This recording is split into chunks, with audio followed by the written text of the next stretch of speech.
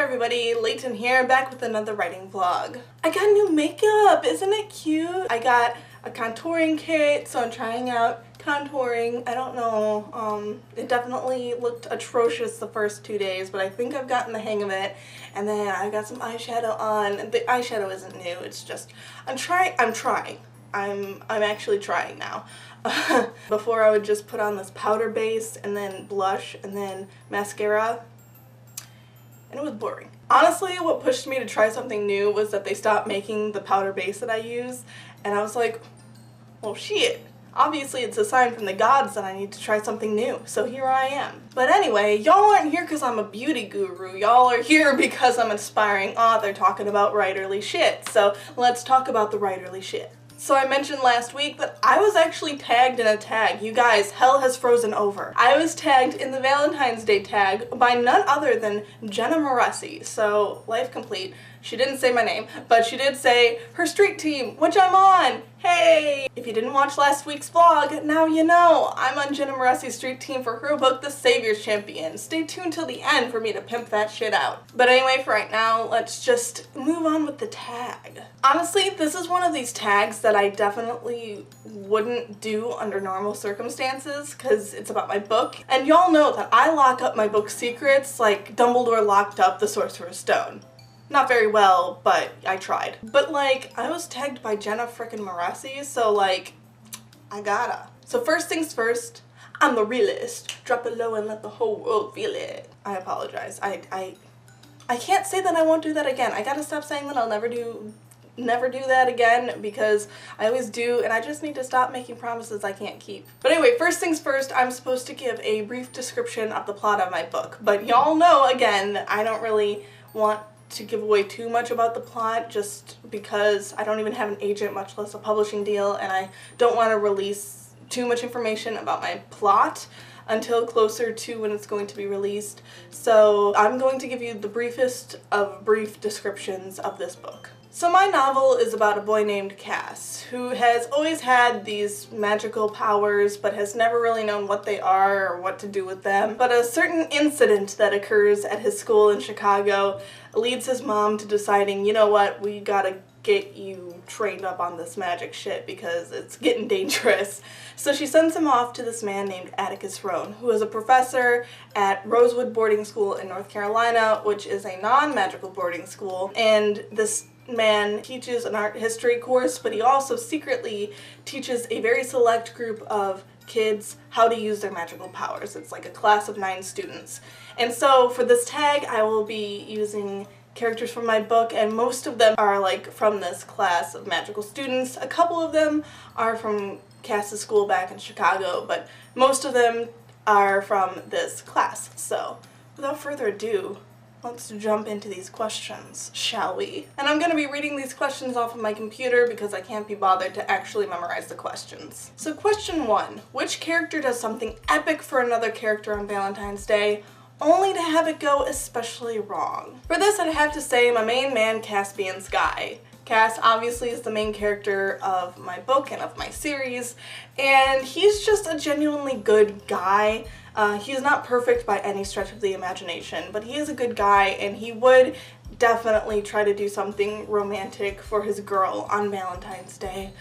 And so I definitely think he would be the one to try to do something really great, and I think it would be CJ who would be the reason why it would go especially wrong, because CJ is another student of Professor Roan's, and he has made it his life's purpose to make Cass's life a living hell while he's at Rosewood. So he would definitely be the one to interfere and really screw things up for Cass. Question 2. 9 million people buy their pets a gift for Valentine's Day. Which of your characters does this, and what's the gift? It's funny because I never really pictured any of my characters with pets, but I guess if I had to choose, I would say Quinn Sardise. I think that she'd be the one who would have a cat probably back home. Obviously not at Rosewood because it's a boarding school, no pets allowed, but back home I'd see her having a pet cat, and she'd probably get it just something small, a little heart-shaped thing to kick around and play with, and maybe she'd buy it while she was at Rosewood, and the next time she got to go home,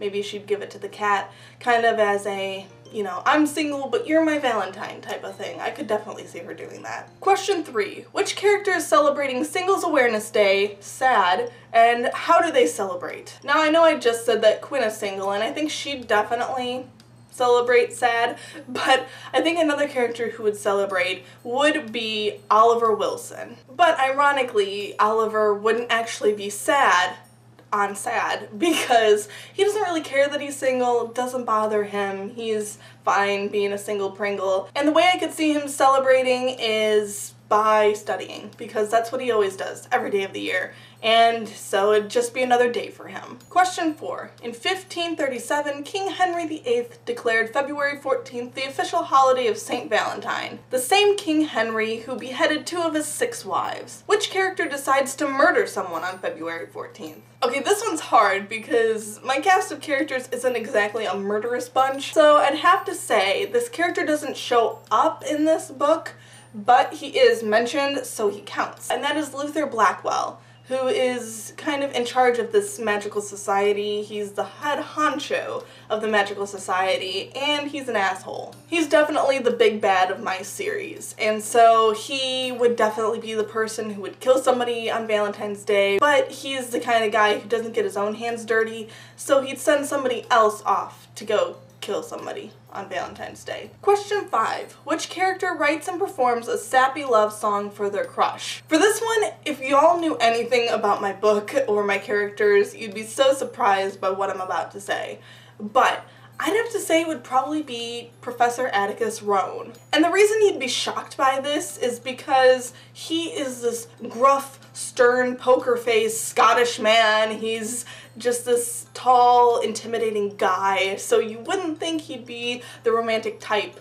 But I like to think that in his youth he was much more romantic than he is now. Life has hardened him, but I think in his youth he would have definitely been the person to do something like this. Given the song that he wrote and performed would not be written or performed well, but he'd definitely try it in order to woo his crush, and it would probably work too, because who wouldn't want a hot Scottish guy singing a love song to them, no matter how horribly written or performed it was. But yeah, I don't think he would do it now. He's like in his upper 50s, early 60s, so he's not gonna do that kind of thing now, but back in the day, back in his prime, I think that would be something he would do. Question 6. Fill in the blanks. I saw blank give a box of blank to blank, which made them wildly blank. For this one, I'd have to say I saw Macy give a box of heart-shaped chocolates to Cass, which made him wildly uncomfortable. Macy is Cass's girlfriend back in Chicago, and she is in love with him, like in love, like head over heels in love with him. And he doesn't really know how he feels about her. He definitely doesn't know if he's in love with her, and they've been dating for a year, so Cass, buddy, come on. But yeah, her giving him a Valentine's Day gift with like just a bunch of chocolates shaped like hearts. He'd be like, oh god, she loves me and I don't know how I feel about her, I'm the biggest douchebag in the world, and it would just make him really uncomfortable. Question 7. Every February, the Italian city of Verona receives approximately 1,000 letters addressed to Juliet. Which character writes a love letter to someone who does not exist, and what does it say? So I think the concept of sending a letter to Juliet is basically, you know, writing out your feelings to somebody who you just can't tell them how you feel about them, and then you send it off to Juliet. So you kind of get your feelings out there and then you send it to a person who you know you weren't really writing about. So I think CJ would be the one to do this. Weirdly enough, I mean, God forbid he would never tell anybody that he did this because that would just kill his reputation. So he definitely would never tell anybody that he did this, but I think it would be kind of therapeutic for him. And this one was really hard. I almost said no character would do this, so I'm just kind of pulling this answer out of my ass right now. But yeah, if I had to choose, I'd say CJ. I don't know who he would write to exactly, but I could see it happening. Question 8. Which character breaks up with their significant other on Valentine's Day by text message? Cass. It would be Cass. Like I said, Cass is a good guy, but he's not perfect. And yeah, he would definitely... He actually does break up with somebody via email, so he would absolutely be the guy who would break up with somebody via text thinking it was the right thing to do, but also recognizing that he was a douchebag. You know, he'd justify it by saying, you know, I don't want to lead them on, so, you know, I should just break up with them now as opposed to, you know, later just because it's Valentine's Day. So he'd do it and he'd recognize, wow, I'm the biggest asshole on this planet. Question 9. In Finland, Valentine's Day isn't romantic. It's called or Friends Day. Which character celebrates Friends Day by playing a massive prank? For this question, I would have to go with Robbie Brown, who is Cass's best friend back in Chicago. I mean, Robbie's all about the ladies, so you know, he'd be wooing some ladies on the side, but while he was at it, he'd also be doing a ton of pranks because he's all about the fun and just doing goofy stuff, and he would absolutely be pulling the biggest prank on Cass, because what are best friends for, am I right? And finally, question 10. One of your characters consumes too much chocolate and champagne and gets sick all over the love of their life. Which character is it? This question was kind of hard because these characters mostly are teenagers and I don't condone underage drinking. So I'd have to say, again, this is a back in their youth type of thing, I'd have to say Cass's mom, Vivian, might have been guilty of this happening at one point or another back when she was younger. Cass doesn't know his dad and has never known his dad, but obviously his mom did.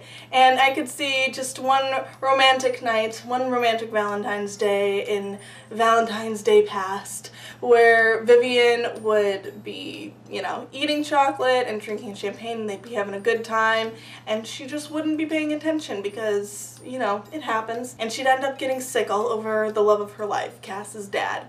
And he wouldn't care. He'd hold her hair back and he'd tell her he loved her, and he'd put her to bed. And so I could totally see that happening. So yeah, those are my characters. Now you know about a good chunk of them. Did I mention Elizabeth?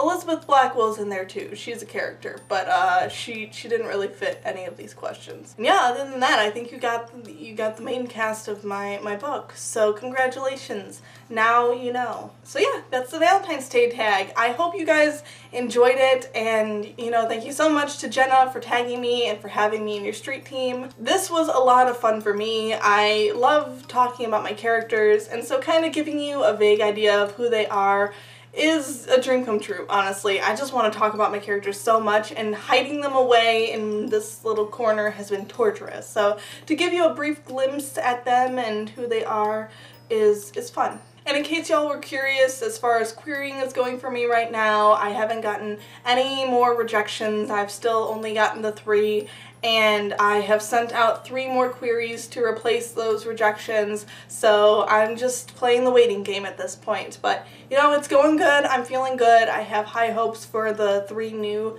queries that I sent out, especially one of them. I feel good about it. I feel really good about it, so we'll see what happens. So that's all I've got for my book, but I do want to take a second to talk to y'all about The Savior's Champion by Jenna Moreci. Now, since the last time I talked to you guys about this book, I've actually read it now. I've read it, and oh my goodness, y'all, you're gonna think I'm blowing smoke up your ass just because I'm on this street team, but no, I'm serious. This book was so amazing. It was so good, and I loved it. I loved every second of it. It was so, the pacing was amazing. There may already be a review up by the time you watch this. I don't know, but there's definitely going to be a review if there isn't already, and you can read it, my spoiler-free review, and yeah, it's gonna be on my Goodreads and on my blog. Wherever it is, it'll be linked down there once it's written. But yeah, it's so good. So a brief plot summary, kind of like a back of the book type of thing, really quickly, which is going to be a lot more eloquent than last time when I tried to describe this book, because now I actually know what it's about. So The Savior's Champion is about my main man, Tobias. And Tobias doesn't give 2 shits about the Savior, who is kind of this holy being that people think was sent to them by their God to bring them out of famine and war and just bring peace and prosperity to Thesson. And everybody loves her except Tobias. He doesn't really care. But he does care about his family, and when his family ends up being in desperate need of money, he signs up to compete in the Sovereigns tournament. Everybody who competes in this tournament is automatically given a shit ton of money that then is sent to their families for compensation, kind of, since most of the men in this tournament are gonna die. You know, like, you're losing your son, brother, friend, but at least you have money. But basically, the Sovereigns Tournament is a series of challenges that are set up to find the man who will marry the savior. And all that's well and good until Tobias falls in love with someone who is not the savior. And that's where things get all fucky for our good friend Tobias. I shit you not, guys, this book is amazing, and the best way I can describe it to you is The Hunger Games meets The Bachelorette with a dash of forbidden romance sprinkled in there, and it's so good. It's amazing, and so you should pre-order it. Like, this is my genuine stamp of approval. Pre-order this book, you will not be sorry. It's available on ebook right now, and it should be available for hardcover pre-order soon.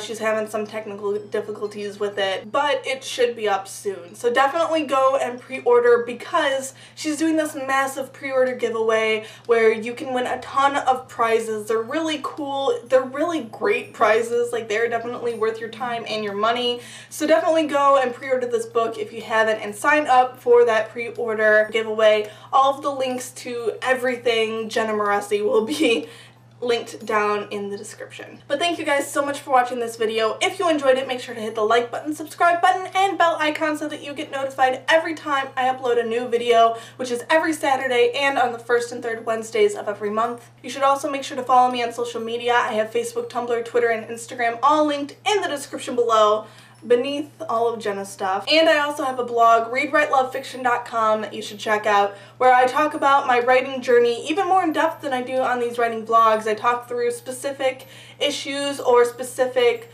victories that I'm having with my writing. So if that interests you, go check it out. Also on there, I post the corresponding blog posts to my Let's Talk About Writing videos, and I post my spoiler-free reviews for the books I'm reading. So yeah, basically a ton of cool stuff is over there, so head on over. Plus, I also have an official author website, LeightonJWilliams.com, where I'll be posting all of my big announcements for the Caspian Chronicles before I post them anywhere else on social media or even here. I'll be posting them first there, so if I get an agent, if I get a publishing deal, or if I decide to self-publish, whatever happens with my series, with my books, that's where I'll be posting first. So if you want to be the first to know anything really cool, that's where you should go. And finally, thank you guys so much for watching this video. I hope you have a beautiful day, and I'll see you next time.